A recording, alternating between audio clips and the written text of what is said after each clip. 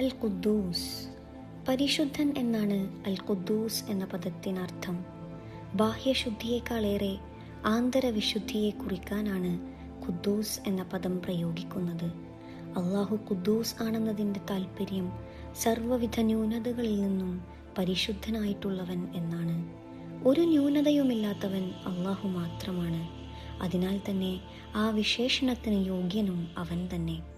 ഒരു വിശ്വാസി അള്ളാഹുവിൻ്റെ പരിശുദ്ധിയെ അംഗീകരിക്കുകയും അവനെ സ്തുതിക്കുകയും വേണം. സകല സൃഷ്ടികളും അള്ളാഹുവിൻ്റെ പരിശുദ്ധിയെ വാഴ്ത്തിക്കൊണ്ടിരിക്കുന്നു. മാലാഖമാരും നിരന്തരം അള്ളാഹുവിനെ സ്തുതിക്കുകയും അവൻ്റെ വിശുദ്ധിയെ വാഴ്ത്തുകയും ചെയ്യുന്നു. അള്ളാഹുവിനെ രാവും പകലും വാഴ്ത്താൻ മനുഷ്യരോട് ഖുർആൻ കൽപ്പിക്കുന്നു. ആകാശഭൂമിയിലുള്ളവയൊക്കെയും അള്ളാഹുവെ കീർത്തിച്ചുകൊണ്ടിരിക്കുന്നു. അവൻ രാജാധിരാജനാണ്, പരമപരിശുദ്ധനാണ്, പ്രതാപിയാണ്, യുക്തിജ്ഞനുമാണ്.